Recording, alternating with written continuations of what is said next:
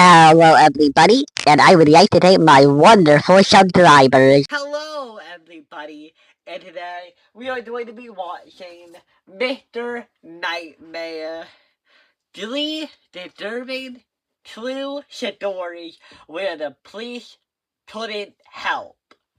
Okay, so, I don't know if I want this one, but I am 85% sure I haven't. I don't remember this title. It doesn't sound familiar. If it is, I'll watch another video. But, yeah. Let's just get into it right here, right now. I have never needed the police before, so I have never really been in a situation where I, like, oh, they couldn't help.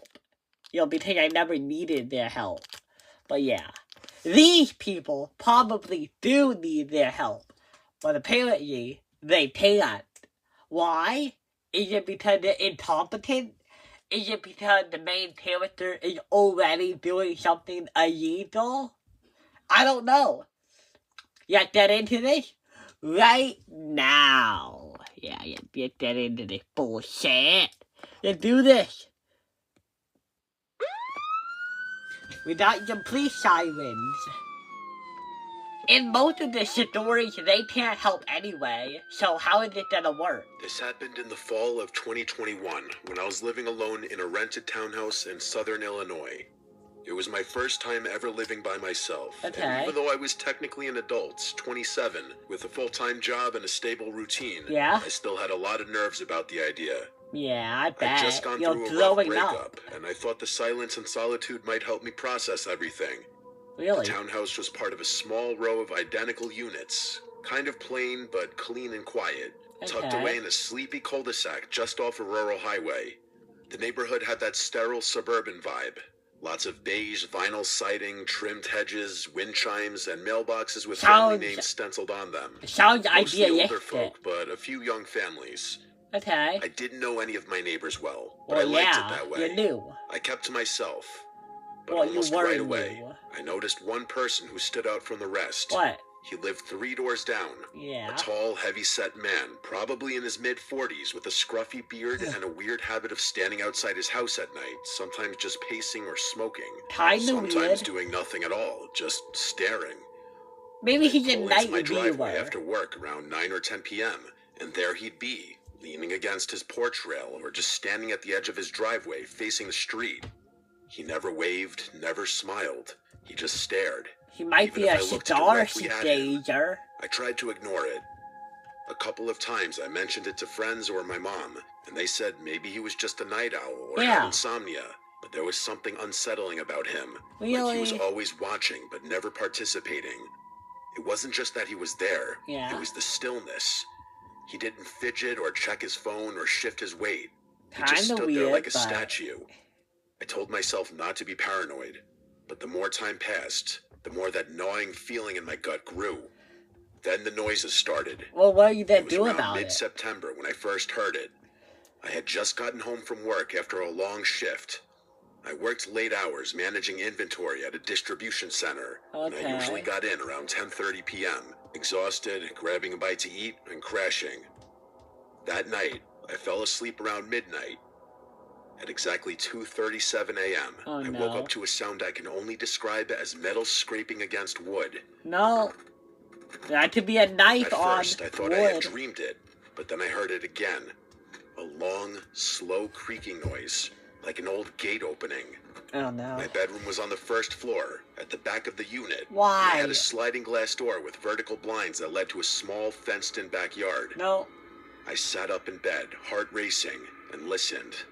There was a pause. Then I heard footsteps. No. Soft, crunching sounds, like someone walking slowly across gravel.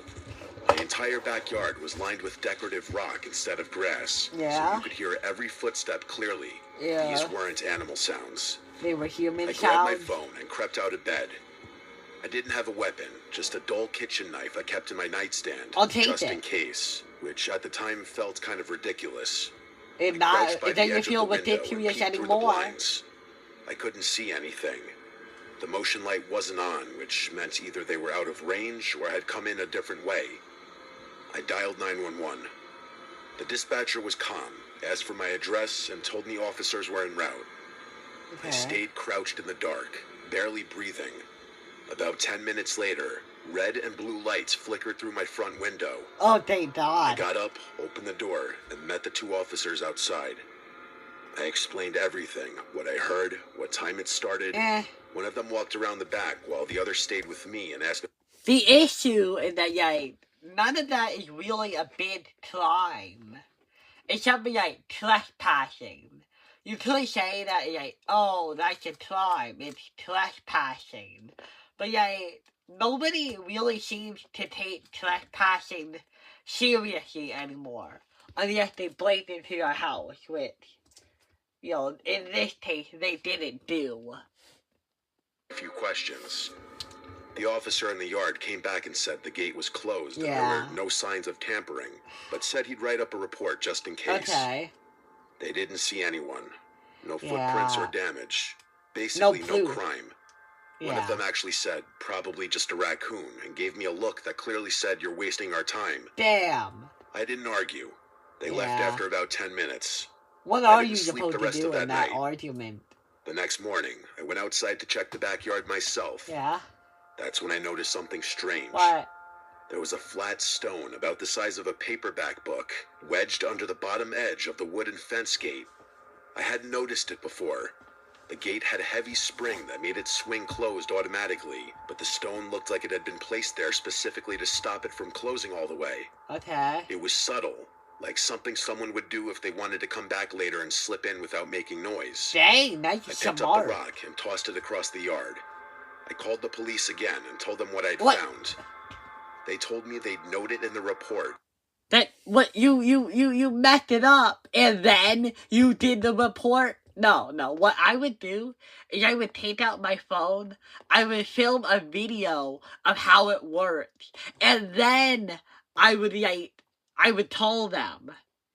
You literally got rid of the evidence, and then made the report.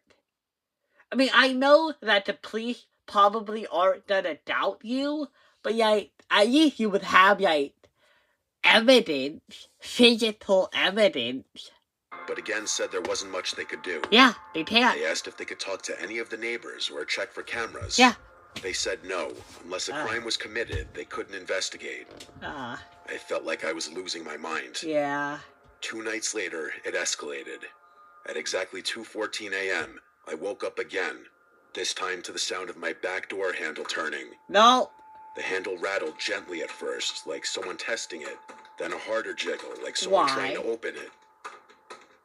I sat up in bed, heart hammering. I couldn't see anything through the blinds, but I could feel someone standing on the other side. Goddamn. My mouth went dry. I picked up my phone with shaking hands and called the police again. Okay. While I waited, I crouched in the hallway, out of view. I didn't have a gun or dog, just that stupid kitchen knife. Yeah, come on, it's a My motion light weapon. clicked on, and through a tiny gap in the blinds, I saw a shadow move across the window. It was a man. He didn't run or That try to doesn't hide. really look like a He just man. stood there. The same 2 officers showed up again. Okay. This time, they actually found footprints in the gravel. Okay. Big ones. Okay. Heading right up to the door. They But again, good. They said since no entry had been made, there wasn't enough to go on. They Well, what do you promised to mean? patrol the area more often and told me to keep my doors locked. The next day, I mean, I guess, when you say entry, I guess you mean, oh, they didn't break into the house. Oh, there was no forced entry. Okay, I get it. But, that just reaffirms what I already believed. That, the police don't really care about trespassing unless it goes into the house. installed a camera. Yeah. It was one of those mid-range Wi-Fi security cams. I'll take it. I set one up above the back door and another above the front porch. That night, I didn't go to bed. I sat in the living room with the lights off, Okay. watching the live feed on my phone. 2:14 a.m. came and went. Nothing Okay. happened. Then, at 2:23, Yeah? the back camera triggered. Okay? A man stepped into frame. He Yeah. walked in through the gate like he knew exactly how to move to avoid the motion sensor until the last second. Okay. He was tall and broad, wearing a black hoodie with the hood up, jeans, and gloves. Okay, they do He it. walked up to the door, looked up directly at the camera, and smiled. Oh! Slow, stretched out grin. Then he backed up, still staring, and disappeared into the dark. What? I called the police Okay. again, and they came back. Okay, they do it. You saw him smiling, right? That's his face. That's his fucking face.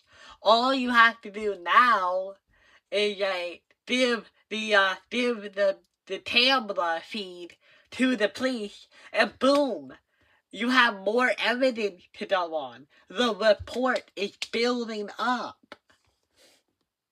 Watched the clip and admitted that yes, it Yeah. was unsettling. Okay. Since he didn't break in, What? didn't damage property, and didn't appear to be armed, there was still allegedly nothing they could do. What the? What? They wouldn't even ask the guy down the street to check his doorbell cam. What? I begged them.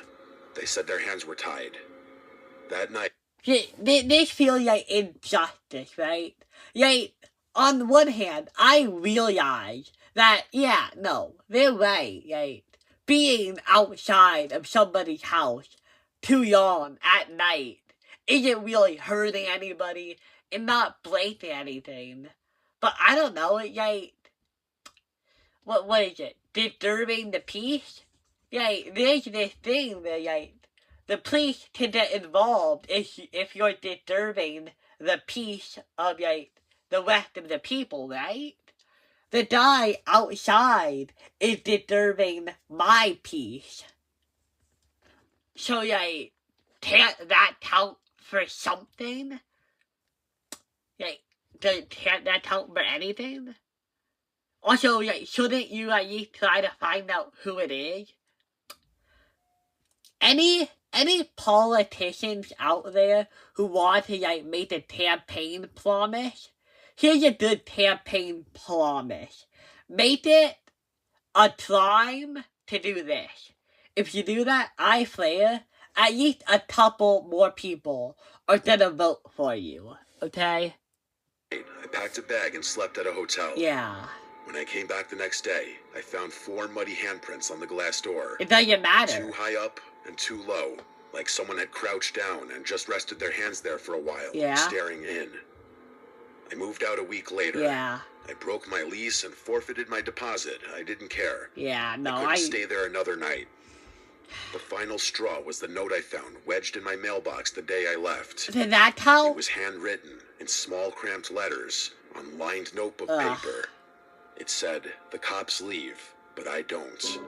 What? I filed one last report. It doesn't matter. The officer I spoke to that time looked genuinely disturbed by the note. Oh, He but you're promised not they'd gonna do do a wellness anything. check on the neighborhood, but it was too late. Yeah. I never went back. About a month later, I got a message on Facebook from What? a girl named Kayla. She said she was the new tenant who had moved into the unit after me. Yeah? Her message said, "Hi, sorry to bother you. I think you used to live here. Did you ever have someone in a black hoodie hanging around the Yes. backyard? I keep hearing footsteps at night, and last night, someone knocked on the glass door around 2 a.m. and just stood there." Good job, please. The cycle continues again. How wonderful. Like, I know nothing technically happens, but like, it's about mental health, right? Like, mental health should count as a type of harm you can do. I didn't reply. Why? I didn't want to know what happened next. Okay. Well, it feels like you could have at least said yes. They sent it story by Hunter P. P. Hunter. I work for a property preservation company. Okay. Basically, we handle foreclosed homes, securing them, cleaning them out, winterizing them, sometimes even boarding them up if there's been vandalism. It's not glamorous work, but it pays well, and for the most part, it's quiet. You spend a lot of time alone in houses that used to belong to people who are long gone. Yeah. Sometimes it's sad, sometimes it's just boring. Yeah. But every once in a while, you get a house that feels unsettling. Really? This happened in 2020, when I was assigned to clear out a property in a rural part of upstate New York. It was one of those dying places, only one gas station, half the business Ugh. is shuttered, roads Always cracked and so underground. sad. The house itself was a small, one-story place off a dirt road, surrounded by overgrown brush and woods That on is the three most sides. sad building No ever. other homes nearby, just trees and silence. According to the file, the house had been foreclosed after the owner, an elderly woman, passed away, and no heirs had stepped forward to claim the estate. The utilities had been shut off for over a year. Dang. Our job was to catalog any remaining property, empty it out, and secure it for winter. I drove up on a Okay. Monday morning around 9 a.m. with a small box truck and all my gear. From the outside, the house looked intact. Windows closed, door locked. Well, that's fine. good. Just a lot of weeds and vines climbing up the porch. I had to shove the front door open because it had swollen in the frame, but once inside, everything looked pretty standard. It was dusty, stale air and faded furniture. Then my work phone rang. Okay. Who was it? Your boss? It startled me because I had no signal out there. I'd Wow. already checked and noticed I had no bars, but the phone buzzed anyway. Ooh. There was no number on the caller spooky. ID. It just said unknown caller. I answered, and there was nothing. Just a low crackling sound, like static. I said hello twice, then hung up. Yeah. Chalked it up to a glitch. I got to work. I always start with photos, documenting every room, every item. The living room was cluttered with old furniture, lace As it curtains, some should framed be. paintings. It reminded me of my grandma's house. Heavy furniture, But shattered. doilies, porcelain figures. And The yes, hallway had a grandma.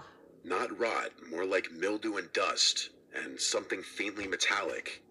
There were 3 bedrooms. One had been stripped bare except for a sagging mattress on the floor. Another was clearly a sewing room, with thread spools everywhere and a dusty machine on the desk. Nice. I took a closer look, and there was a corkboard filled with old newspaper clippings. They were Ooh. mostly obituaries, Oh. dozens of them, Well, all that's clipped sad. out with scissors and pinned carefully to the board. No names I recognized, all local. I hope you don't moved recognize on. them. In the master bedroom, there was a rotary phone on the nightstand. I remember stopping and staring at it for a second because I hadn't seen one in years. Oh, yeah. It was off-white, yellowed with age, with a long coiled cord. Nice. The kind of phone that would never ring again because the line had been cut long ago. Aw. I moved on to the bathroom. That's when my phone rang again. Oh. Answer it. It said unknown caller again. This time, I hesitated. I picked it up, stepped out into the hallway, and answered. Again, nothing. Ah. But this time, after about 5 seconds, I heard a whisper. Very soft, so quiet I could barely make it out. What? It said, "Don't answer the phone in the bedroom." What? I wasn't Then the line going went to. dead. I stood there, frozen, heart pounding. The house was dead silent. I checked the windows, all closed. Nobody was outside, and there was no sign of forced entry. Okay. My first thought was that someone had pranked me. It's what Yeah. anyone would think. Maybe one of the other crew guys was messing with me, but no Do you one else knew I recognize was there the that voice? early. And again, I had no signal. You would know I if checked it my was phone. him, right? One bar, then nothing. Like it flickered in and out of existence. Like the I dope. tried calling my supervisor, but the call failed. Ah.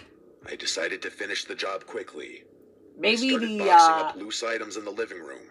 Books, figurines, dust. maybe the phone that is being used to call you is very close by, and that's why it worked. I don't know. I have no knowledge about how cell phone worked. Supervisor, but the call failed. I decided to finish the job quickly. I started boxing up loose items in the living room. Books, figurines, dusty glassware. But the whole time, I felt off. Yeah, Like you I were was being watched. Yeah, I I kept got glancing it. toward the hallway, half expecting to see someone standing down there. Then the phone rang a third time. But not my phone. The What? rotary phone in the bedroom. Don't answer it. I heard it from across the house. A shrill, mechanical ring that echoed through the rooms. That phone should have been dead. Yeah. The line was disconnected. No Or dial is it? tone and no service. But yet it rang, like an old-fashioned bell. I walked slowly down the hallway toward the bedroom. Why? Phone still in my hand. Why? It rang again and again. I stepped into the doorway. The phone sat on the nightstand, the receiver trembling slightly with each ring. Nope. There was no chance I was picking up that phone. Good. The rings eventually stopped. I backed out of the room. I wanted to leave, but part of my job was securing the property. Yeah. I still had to check the basement. I almost said screw it, but something made me keep going. What? Maybe it was pride. Really? Maybe I just didn't want to admit how scared I was. A yacht The basement door was sedan? in the kitchen. I opened it slowly. The stairs creaked as I stepped down, flashlight in hand. I smelled mold and something like rust. Oh no. There were shelves along the wall, filled with old paint cans and some broken furniture. Shit. In the back corner, there was a small table. Nope. On it, a cordless phone, a newer model. Yeah. It was gray plastic and covered in dust. Yeah, Next what to it, the a stack phone of yellowed is- notebooks. I picked one up and flipped through it. Each page had a name and a date and a short sentence. What? What were Lena the H., sentences? July 3rd, 2019. Rang once, didn't answer. Carl M., September 12th, 2019. Picked up, warned him. It was more like this, dozens of entries. I Damn. dropped the notebook, and my heart felt like it completely What dropped about out of my you? body as I looked around the basement, Are you fearing I in wasn't there? alone down there, and that someone was watching me from any corner in the darkness. I rushed back up the stairs, looking behind me the whole Shit. time, heart in my throat. I didn't finish the job. I Damn. drove straight back to the office and turned in my report. I didn't tell them everything. I just said the property was unsafe and possibly had squatters or interference. Really? They reassigned the job to another crew. Okay. 2 days later, I got a text from one of the other guys, Mark. He'd gone out there that morning to finish the job. I And? hadn't told him specifically what happened. His message said, "The phone in the bedroom with no service rang while I was in there. What the hell?" I Oh, called yeah. his work cell phone immediately, and he told me he didn't answer the phone in the house because he Good. was too freaked out. The next day, Mark apparently quit without notice and Damn. never returned to work. You quit? He's not dead or anything. Okay. I admittedly looked him up on Facebook eventually, and he posted stuff since then. But I never spoke to him again. Okay. I don't know what else he saw in the house, but it must have been something bad enough for him to want to distance himself from this job. My boss did call the police to report the Maybe it potential was just in squatters after time. Mark quit, but they found nobody inside of the house. Everything about that house, from its location to its eerie, dilapidated interior, to the phone calls to my cell phone, and that voice on that line, and that damn house phone ringing. It's like I found myself in a legitimate horror movie. It could be a I swear plane. it had to be one of two things. What? An elaborate sick prank, or an equally elaborate trap. I mean, given how you and Mark managed to survive, and how there weren't any notes in the notebook about, like, oh, I murdered him, or like, oh, I did this to him, I am going to assume that this was a prank. Either it was a prank, or it was the actions of a sick man who does it because he has to do it. Yeah, in his mind, he has to do it. But yeah, it could be a prank. Yeah, that would explain a lot. Yeah, think about it.